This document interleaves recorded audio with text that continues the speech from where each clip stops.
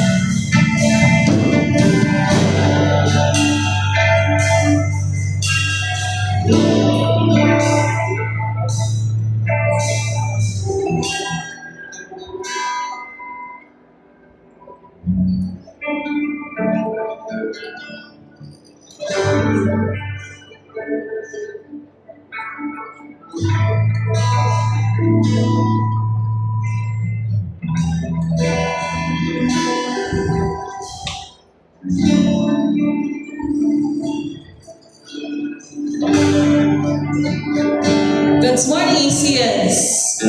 God is good. And all the time. Tayo nga po'y nagpapasalamat sa ating Panginoon sa araw po nito na Kanya nga po pinag-alab sa atin as we celebrate the 6th Sunday after Epiphany. At sabi nga po in Psalm chapter 1, Blessed is the man who walks not in the counsel of the wicked, nor stands in the way of sinners, nor sits in the seat of scoffers, but his delight is in the law of the Lord. And on his law he meditates day and night. He is like a tree planted by streams of water that yields its fruit in its seasons, and its leaf does not wither.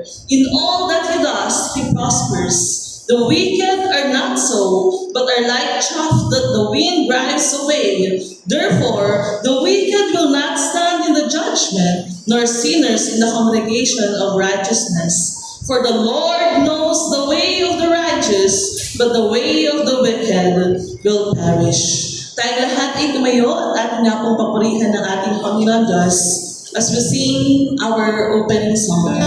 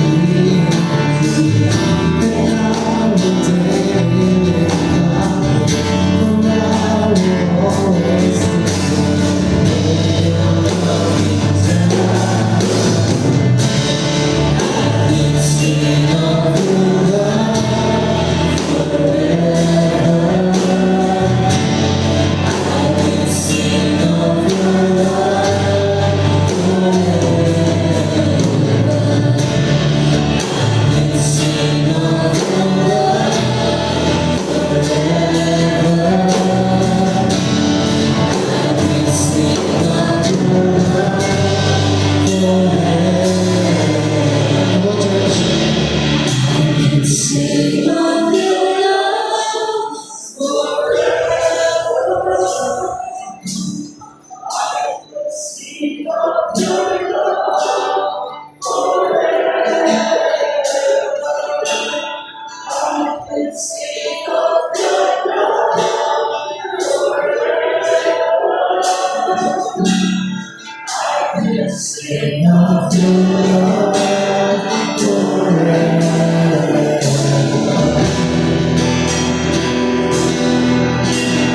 feel His presence this morning. Close your eyes and feel His love.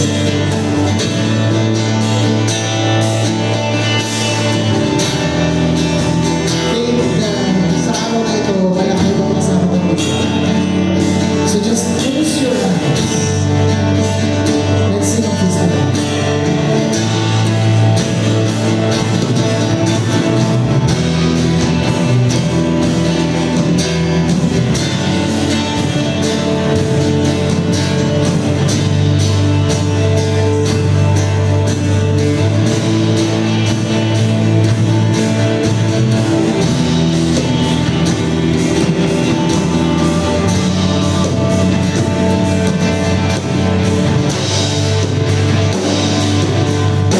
Sing, I can sing His love.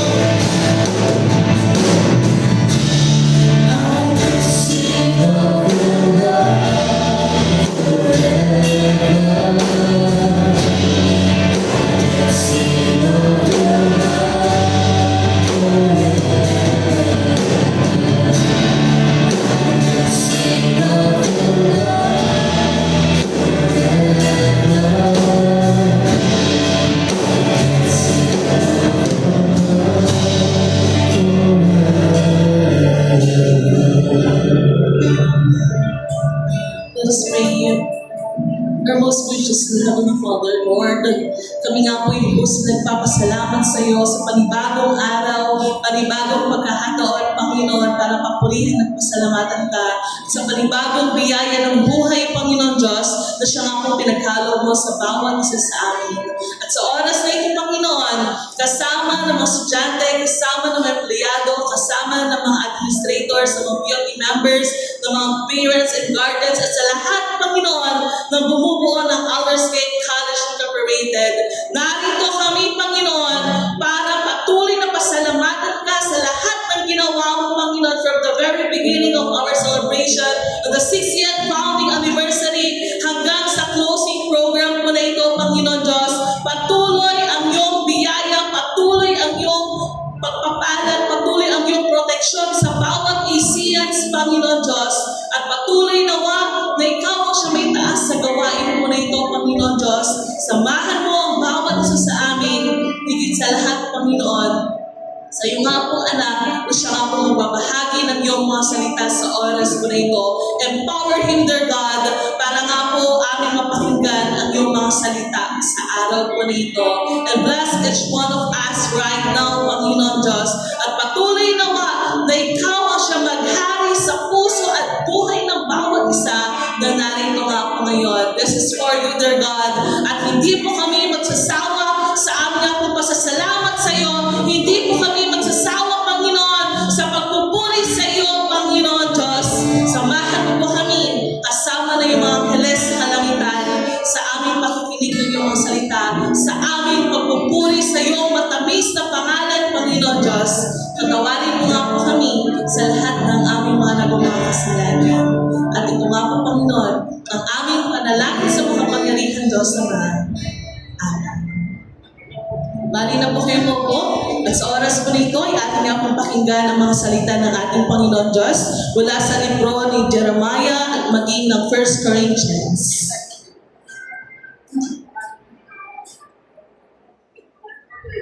Our first reading is taken from Jeremiah chapter 17, verses 5 to 10. And it says, "Those who trust the Lord are like trees.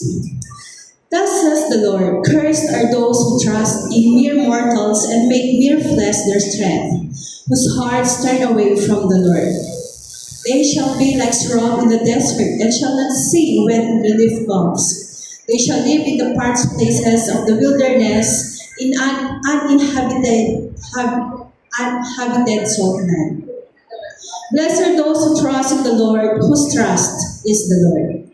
They shall be like a tree planted by water, sending out its roots by the stream. It shall not fear when heat comes, and its leaves shall stay green. In the year of drought, it is not anxious, and it is not ceased to bear fruit. The heart is envious above all else. It is perverse. Who can understand it? I, the Lord, test the mind and search the heart, to give to all according to their ways, according to the fruit of their doings.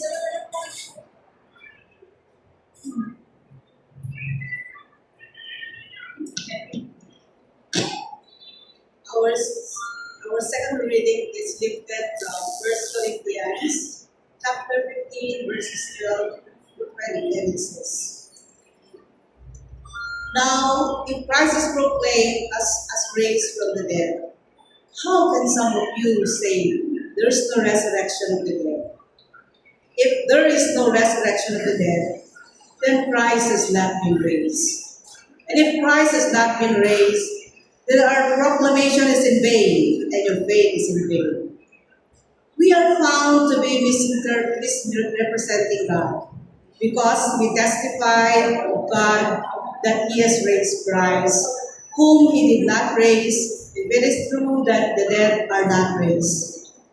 For if the dead are not raised, then Christ has not been raised. If Christ has not been raised, your faith is futile, and you are still in your sins. Then those also who have died in Christ have perished. If for this life only we have hope in Christ, we are, of all people, most to be pitied.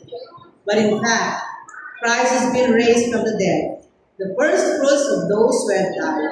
May the good Lord bless us upon the reading of His words. Beautiful word, wonderful word, wonderful word of life. Beautiful word, wonderful word, wonderful word of life.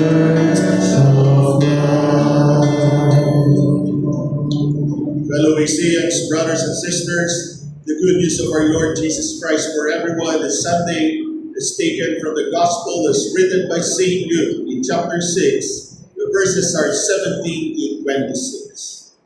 Blessings on the poor, woes on the rich. He came down with them and stood on a level place with a great crowd of his disciples and a great multitude of people from all Judea, Jerusalem, and the coast of Tyre and Sidon. They had come to hear him and to be healed of their diseases. And those who were troubled with unclean spirits were cured. And everyone in the crowd was trying to touch him. For power came out from him and healed all of them. Then he looked up at his disciples and said, Blessed are you who are poor, for yours is the kingdom of God. Blessed are you who are hungry now, for you will be filled.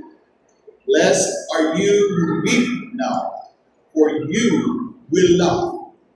Blessed are you when people hate you and when they exclude you, revile you, and defame you on account of the Son of Man. Rejoice on that day and leap for joy, for surely your reward is great in heaven. For that is how their ancestors treated the prophets. But woe to you who are rich, for you have received your consolation. Woe to you who are full now, for you will be hungry. Woe to you who are laughing now, for you will mourn and weep. Woe to you when all speak well of you, for that is how their ancestors treated the false prophets. My brothers and sisters, the word of the Lord.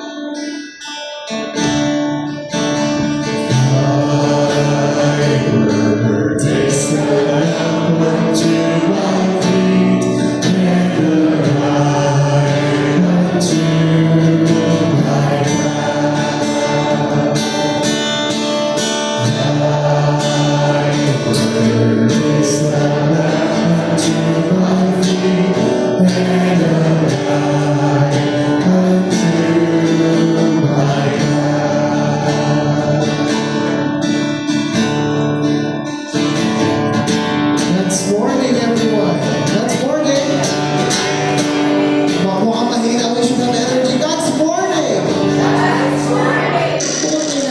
igalaw-galaw yung katawan natin para sa Diyos. Amen po ba? Is it okay?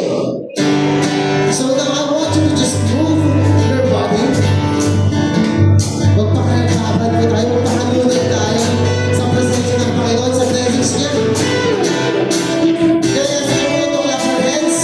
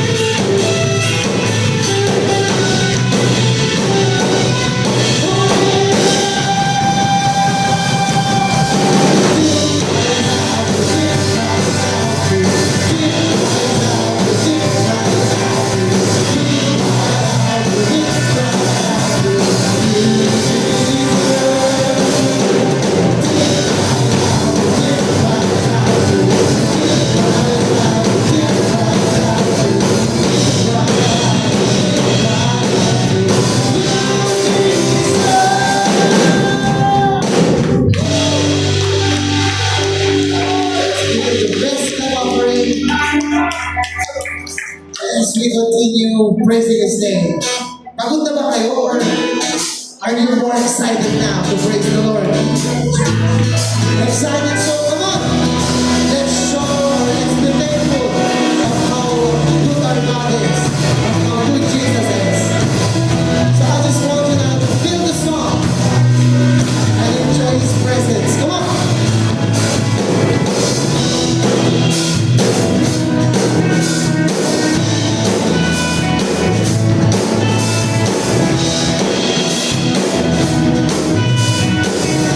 Let's sing everything on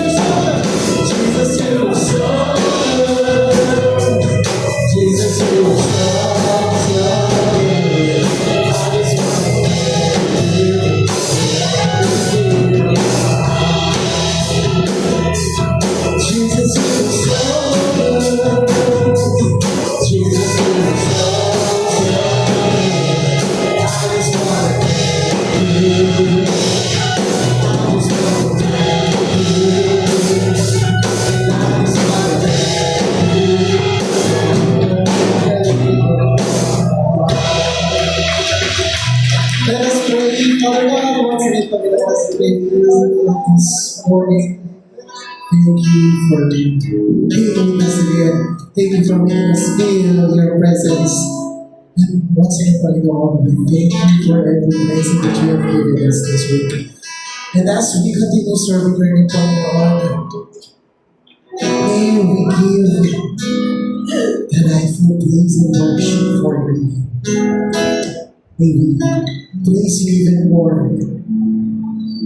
At Panginoon, mas maging ehemplo sana kami, Panginoon, upang makita ng mga tao ang pagmamahal sa pamamagitan namin.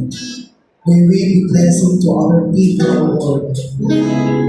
And as we continue serving you today, we ask you, Father, to bless our speaker, our President Bob, and we are hoping that we can understand more of your words through him. So bless him, O Lord. And bless everyone or anyone who's here today. You know, bless it for the listeners. At least their families be blessed as well, Father God.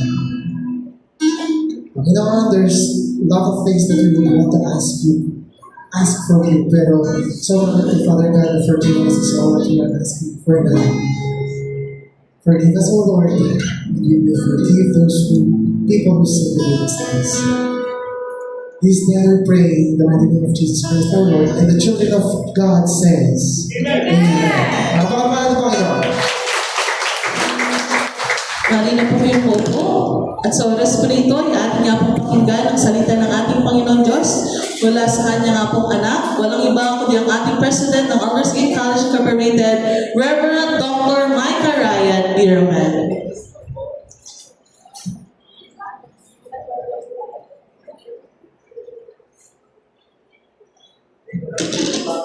Good morning, ACNs.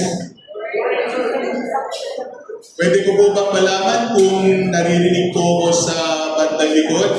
Doon po sa mga nasa Heritage High School building. Pakikaway naman po, mga anak, kung naririnig nyo ang boses ko. Yung mga nasa Heritage High School building, kaway naman po pag naririnig nyo ang boses ko. Parang hindi yata naririnig, sir. Doon naman po sa mga nasa bandarian sa gilid ng new basketball court. Naririnig po ba ako? Pakikaway nga. Meron po. Salamat po. Magandang umaga sa ating lahat, kapwa ACNs.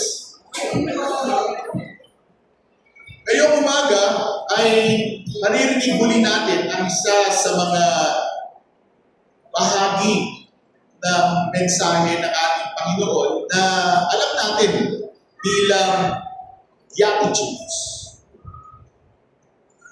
Una sa lahat, maaari ko ba kayong tanungin? Sana po ay handa kayong magkaroon ng tainga na totoong nakikinig. Kanino po ninyo narinig na ang pagiging dukha ay isang pagpapala? Siguro sa mga sitwasyon natin sa buhay, lalo na kung totoo namang naranasan natin ang kahirapan, walang magsasabi na ang pagiging mahirap o dukha ay isang pagpapala. Maging sa kultura, noong panahon ni Jesus at ng mga propeta niya,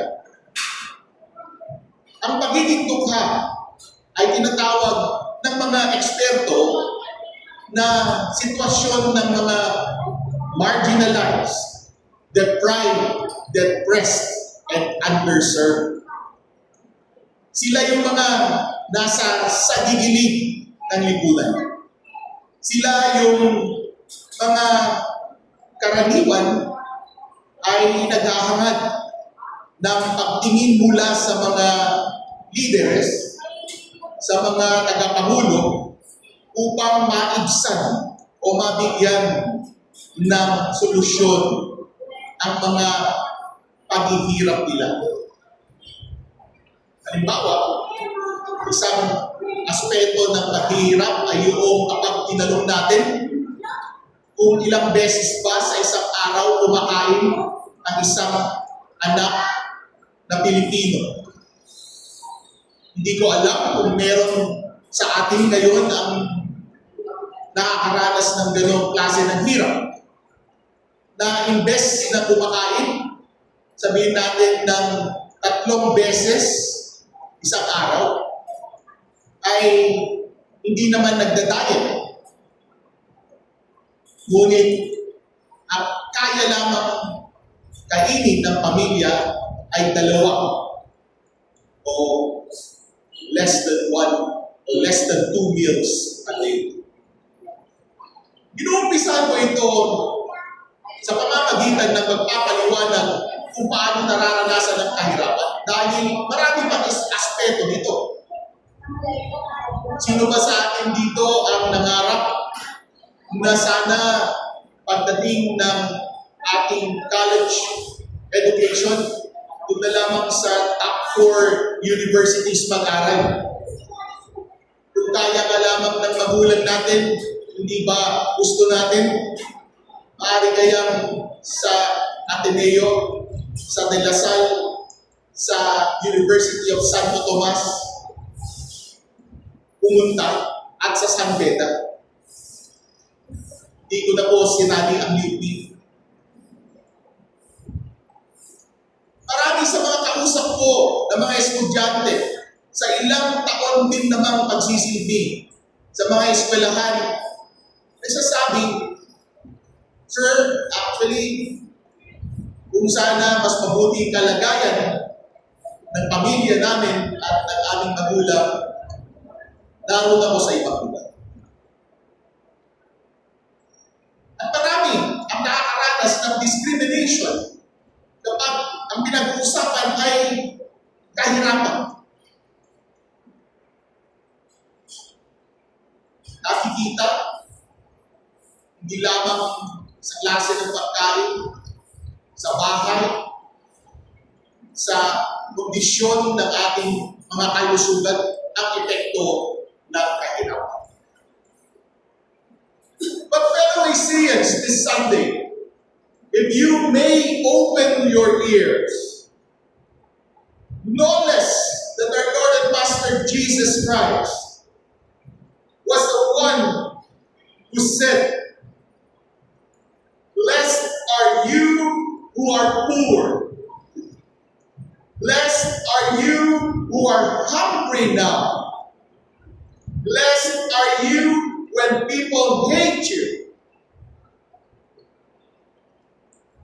Alam ba natin ang pakiramdam ng tatlong sitwasyon na yun? Pagpakiramdam lamang ang pagbabasehan natin na Ecclesians.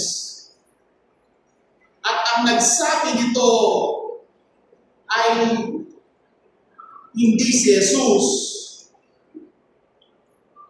May pagkakaiba ba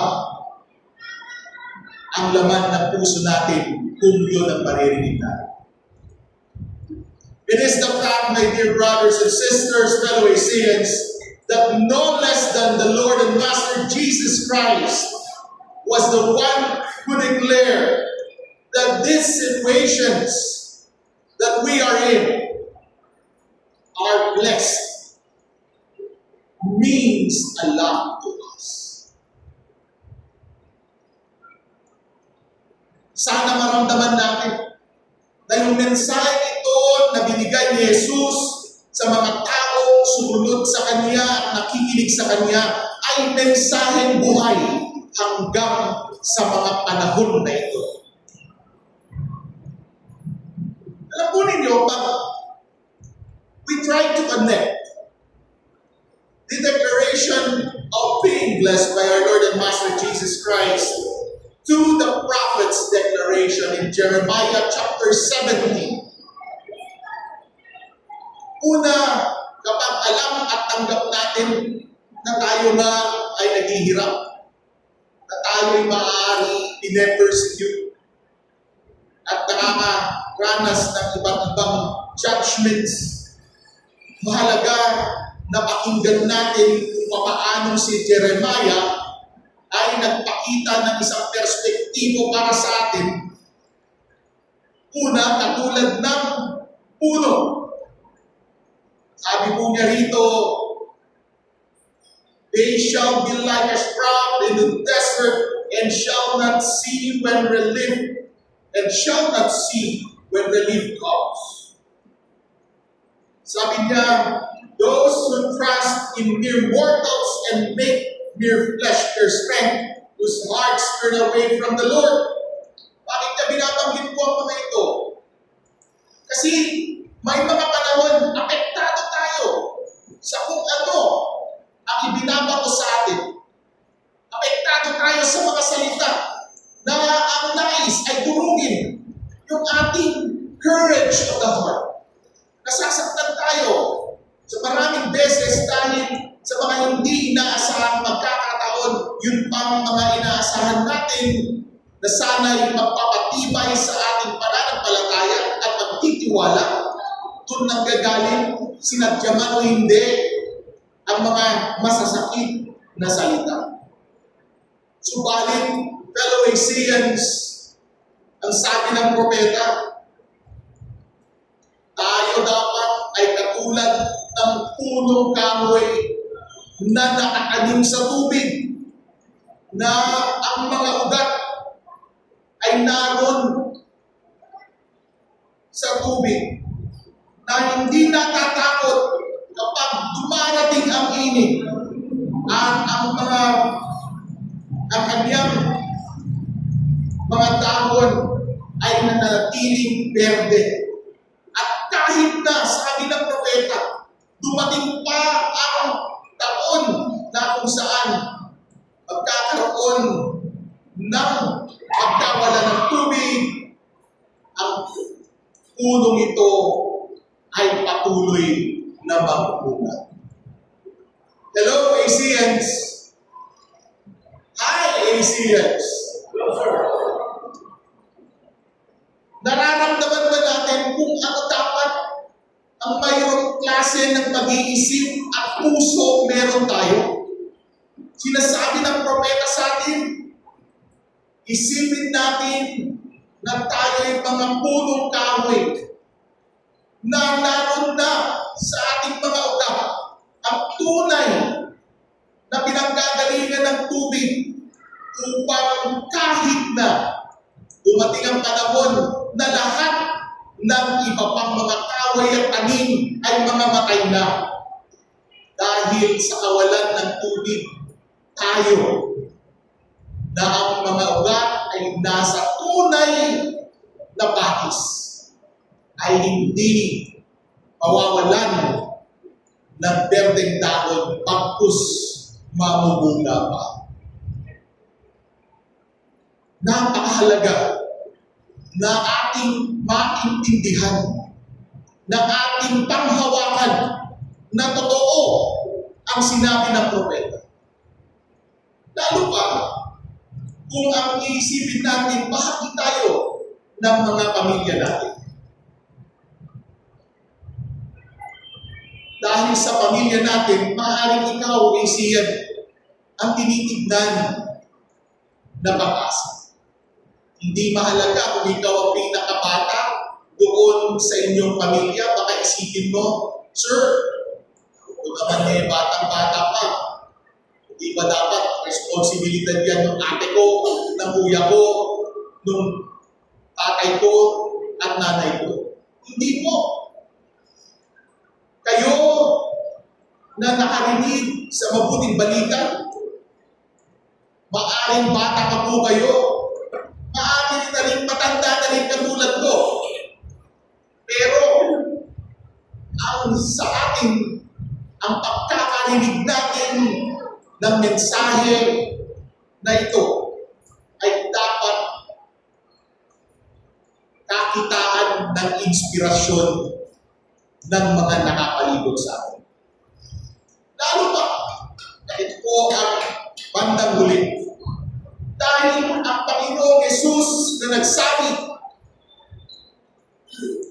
na may pagpapala sa mga mahihirap, sa mga naghihinagpis, sa mga nayuyurakan, ay ang Panginoong Yesus dito po sa mensahe ni San Pablo para sa atin na siyang na buhay na maguli.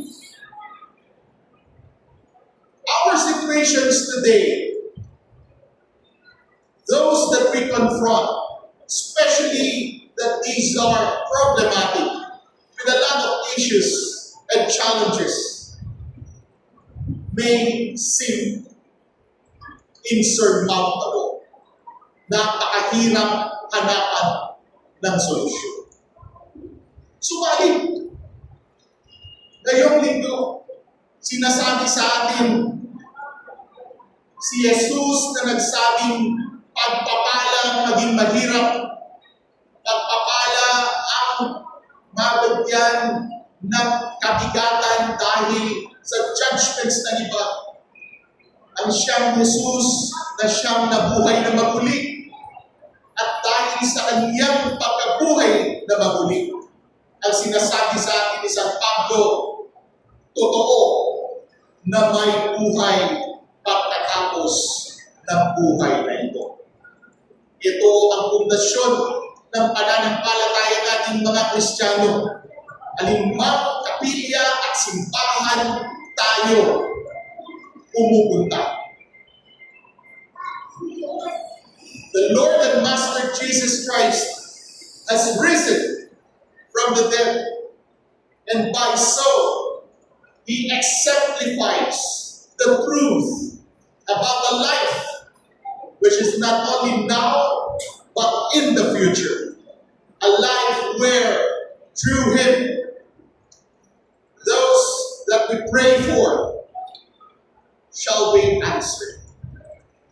Sabi po ng Panginoon Yesus sa mga nakikinig sa Kanya, ang pagpapala na sinasabi niya sa mga naghihirap, sa mga nagugutom, sa mga kinakagalitan,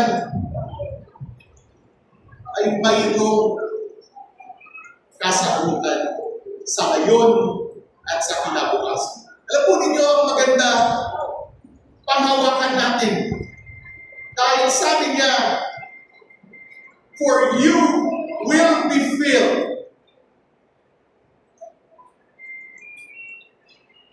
For you will be filled. It is in the future. Pero ito, pangalawa, for yours is the kingdom of God. Not the future, but today. For you will laugh. It is in the future.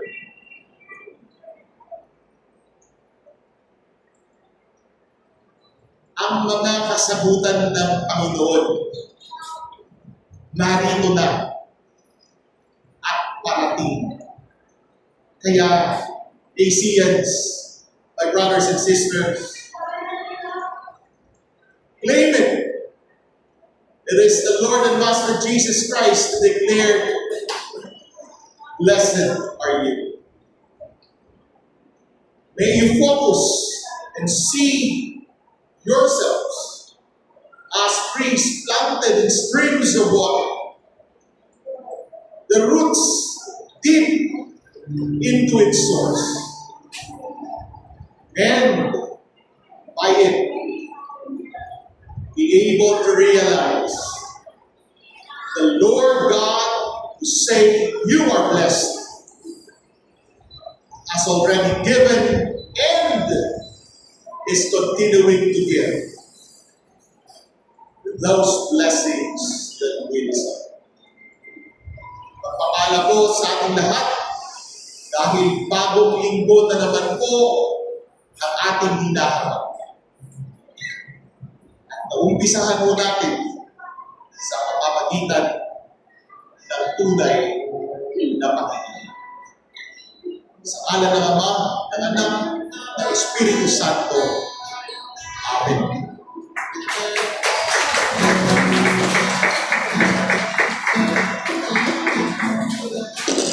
Thank you so much, President, for the message of life. Now, may we ask the ROTC officers to get our offering. As we continue to give thanks to God for everything that He has done to us. ROTC officers.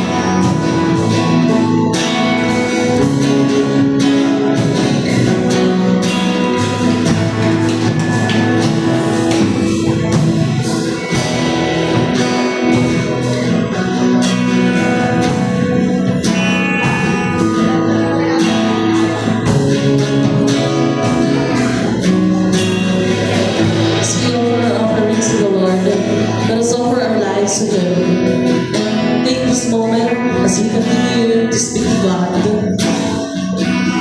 Just let this moment between you and our Lord and Savior Jesus Christ. If you know the song, sing with us. And let us sing this closing song very after worship. With all our heart as a prayer.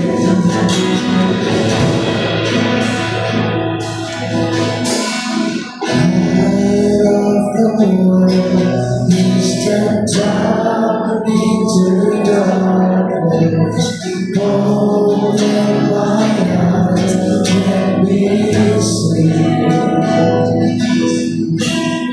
You lead and make me soar, adore. Hold my eyes, let me.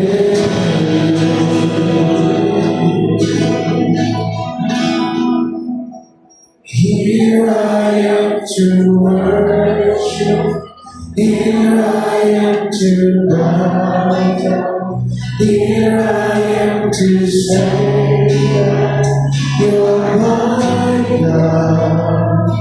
You're altogether lovely, altogether worthy, altogether wonderful, true.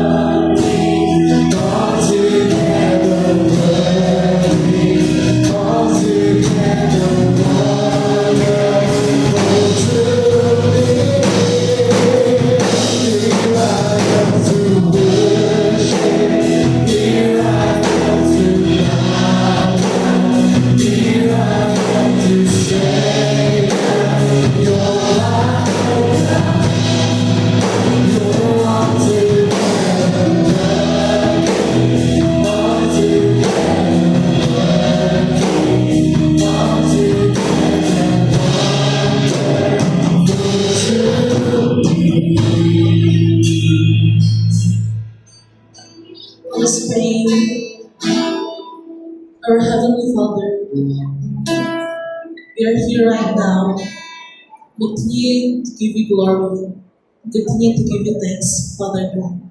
Sa lahat ng mga ginawa mo at sa lahat ng mga gagawin mo nga po sa buhay po namin. At sama-sama nga po kami, Panginoon, sa oras po nito na siya nga po nanalangin sa iyo. At alam po namin, Panginoon, na ikaw ang siyang Diyos na siya nga po nakikinig sa bawat panalangin ng bawat isa sa oras po nito. Panalangin na merong pasasalamat, panalangin na merong pagpupuri, at panalangin, Panginoon, na meron nga po kahilingan sa iyo. Kung ano man po, Panginoon, ang kahilingan ng iyong mga anak, at kung ito, Panginoon, ay nakaangkla sa iyong nga pong kagustuhan sa bawat isa sa aming Panginoon, naniniwala po kami na sa darating na pagkahataon, Panginoon, sa tamang panahon, ito ay magkahalog mo nga po sa bawat isa sa amin. Kung kaya patuloy nawa na ang bawat isa sa amin ngayon at sa masusunod pa nga pong mga araw ng aming buhay ay patuloy na magtiwala sa iyo, patuloy na manampalataya sa iyo, Panginoon, at ikaw nawa ang siyang patuloy na aming kikilalanin bilang aming Diyos at tagapagligtas ng aming buhay. Panginoon, maraming salamat sa mensahe ng buhay na siya nga pong pinagkaloob mo sa bawat isa sa amin, na kagaya kami ng isang punong malagong, Panginoon, dahil sa kami ay nasa sayo, dahil sa ikaw ang siyang kinikilala mo naming living water that will continue to bless us, that will continue to nourish us, dear God. Maraming salamat sa lahat ng mga ginagawa mo nga po sa aming mga buhay. And as RNC, Father God, patuloy nga po namin pinapanalangin sa lahat, Panginoon, ng mga preparation po namin for our accreditation. Naway patuloy na samahan mo ang bawat heads, ang bawat coordinators, sa lahat, Panginoon, ng mga anak mo na empleyado na siya nga pong kasali sa accreditation po na ito. Continue to bless them and continue to prepare them, Father God, sa lalalapit nga pong accreditation for the next month. At patuloy na mga Panginoon na may prepare nga po namin ang lahat. Hindi lamang po para ito ay showcase mo ang Our State College, but para nga po ibahagi o ipakita ang iyong ginawa sa amin sa panibagong taon po na ito, Panginoon Diyos. Maraming salamat at galing po, Panginoon, sa lahat po ng plano ng Our State College sa campus po nito, maging sa Aurora Campus, Father God. We know na marami kang mga pong plano sa aming paralan, at patuloy na mga Panginoon na ikaw mo siya magpala sa mga planong ito, at naway patuloy, Panginoon, na makakamit po namin, magagawa po namin ang mga planong ito sa iyong mga pong pangunguna, Panginoon, sa iyong mga pong pagdilid, Panginoon Diyos. Maraming salamat at galing po, Panginoon, sa buong taon po na ito as we continue to celebrate the 60th founding anniversary of Our State College, the Diamond Jubilee Year, Panginoon Diyos. Maraming salamat. Minsan pa kami nagpapasalamat sa iyo sa lahat ng bumuo ng Our State College Incorporated, mula sa mga founders po namin, Panginoon, sa mga forefathers po namin. Maraming salamat sa kanilang pananampalataya sa iyo. Maraming salamat sa kanilang paggawa. At narito kami, Panginoon, celebrate po namin ang 60th founding anniversary po na ito. At pinagkakatiwala po namin muli sa iyo ang Our State College Incorporated sa mga susunod pa nga pong mga taon ng Our State College, Father God. Continue to bless each one of us. Continue to bless yung mga employees, pa nga po na mga hire, sa mga administrators, sa mga estudyante, Panginoon, na siya nga pong mag-aaral sa institusyon na ito. Naway ay patuloy na maramdaman ng bawat isa ang iyong nga pong pagkilos, at maramdaman ng bawat isa ang iyong nga pong pagpapala sa pamagitan ng institusyon na ito. Maraming salamat, Panginoon, and we continue to pray healing sa lahat, Panginoon, ng mga Isians na meron na akong nararamdaman physically, Father God. We know that you are a great healer, Panginoon. Ipagkalaw mo nga po kagalingan sa bawat anak mo, Panginoon, na meron nga pong sakit, Father God. We trust you, this whole ACI family, Panginoon, at naniniwala po kami na marami kang pangakong gagawin sa mahal naming institusyon. Maraming salamat, Panginoon, at patawarin mo nga po kami sa lahat ng aming mga nagawa continue to bless this closing ceremony, Panginoon. Samahan mo po kami at patuloy nawa na makita ka ng ibang mga tao sa magitan ng buhay pa namin. And most especially, Lord God, bless our beloved President, Reverend Dr. Micah Ryan Bermel, together with his family. We trust them to you, Lord God. And thus we ask, in the mighty name of Jesus Christ, our Lord and our Savior, we pray. Amen. Sa oras na ito, itagapin natin ang pagpapala ng ating Panginoon Diyos na siyang lumikha sa bawat isa sa atin ang pagmamahal ng ating Panginoon Kristo na kanyang pinagkaloob ang kanyang buhay upang mailigtas ang bawat isa sa atin at magkaroon ng buhay na walang hanggan at ang pakikipisa ng banal na Espiritu na way mapa sa atin ngayon at magpahilan pa man. Amen.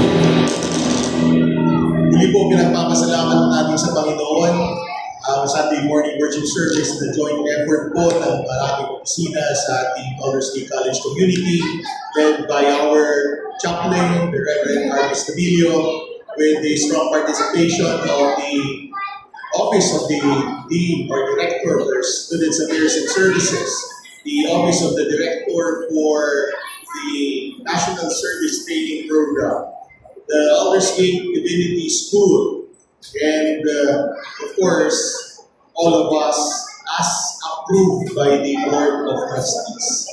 Lagi-lagi ko pong gusto nabanggit na ang mga activities natin sa loob ng Aldersgate College Solano Campus tuwing linggo ay hindi maaaring mag-umpisa kung hindi muna maganap at Sunday morning worship service. Because all great and important undertakings must begin with the blessing of God. So I may now request the Vice President for Academic Affairs and her team for some orientation input, and I request that I be excused for a while to be able to participate. Madam BPA.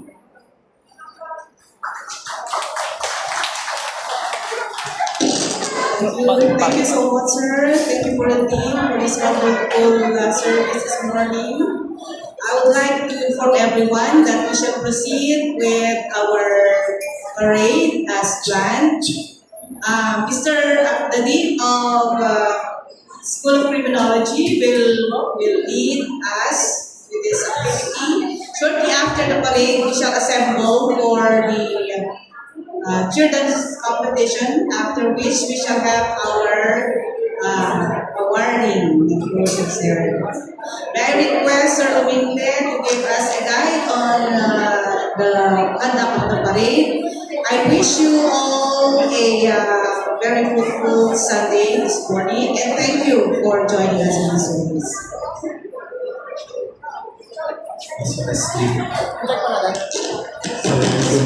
Good morning. Makinig muna tayo. Sa lahat po yung mga nasa likod, makinig muna. Okay, so